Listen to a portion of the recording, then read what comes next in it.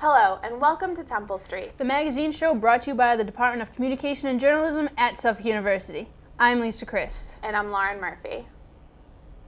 On today's show, we are going to meet a Suffolk student who is part of an effort to rebuild a school in Sudan. We will interview Suffolk's history professor, Bob Bellinger, watch how a family from Senegal transformed the Suffolk community, and learn about the origins of Kwanzaa.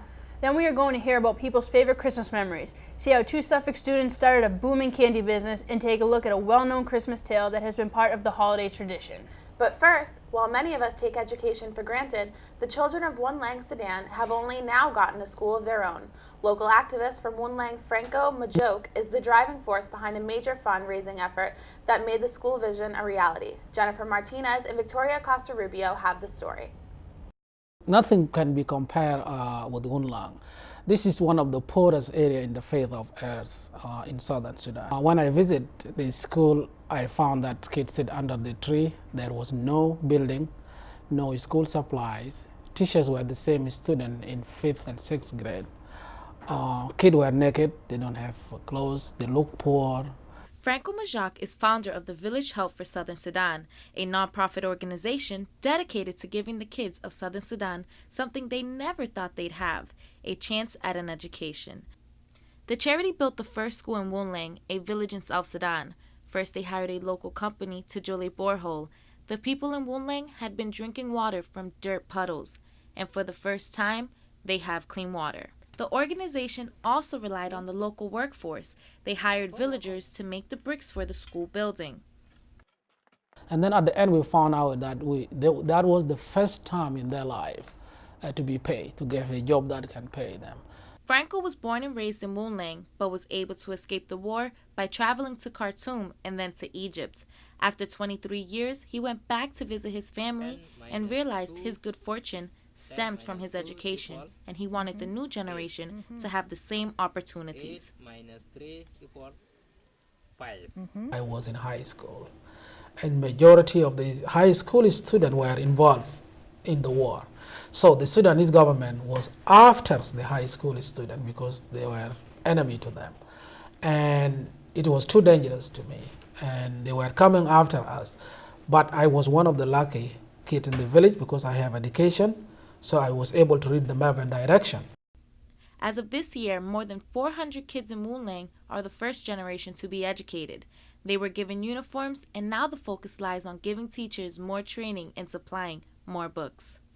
For 3 years, Village Help for Southern Sudan has been raising money through private family foundations and from independent private donors.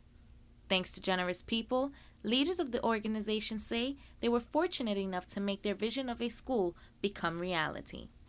By partnering closely with different governors of states and local officials in Sudan, as well as the Wunlang village elders, the school is fully functioning today. Alex Ritterhouse, a Suffolk political science major, is the village-to-village coordinator and has made it his priority to spread awareness to U.S. high school college students. Initially, most college students that I talk to don't really know much about what's going on in Sudan, and they wouldn't unless they really read and studied about it, because you find much of Darfur on the news today, but you really don't find a lot about the inaccessible villages like Wunlang. I basically get the message out there about what Village Help for South Sudan is all about. To get more information on how you can get involved or even donate, please visit www.villagehelpforsouthernsudan.org. For Temple Street, this is Jennifer Martinez. It's inspiring to see a Suffolk student making a global contribution to education. Professor Robert Bellinger has been part of the Black Studies program at Suffolk since its start in 1994. Nicole Lee talked to him about the program and his experiences with traveling between Boston and Senegal. Hi, Professor Bellinger. Thank you so much for coming in today. Oh, you're welcome. Okay, so tell us a little bit about the Black Studies program at Suffolk University.